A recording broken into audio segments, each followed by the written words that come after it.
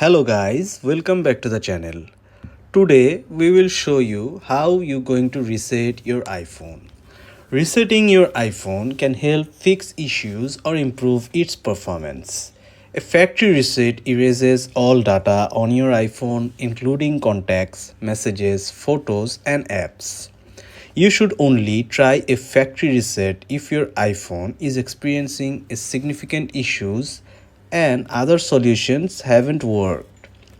Factory reset can fix software errors by reinstalling the iPhone software. A soft reset or forced restart can fix minor issues like buggy apps or crashing. So, to reset your iPhone, go to settings as you can see in the screen.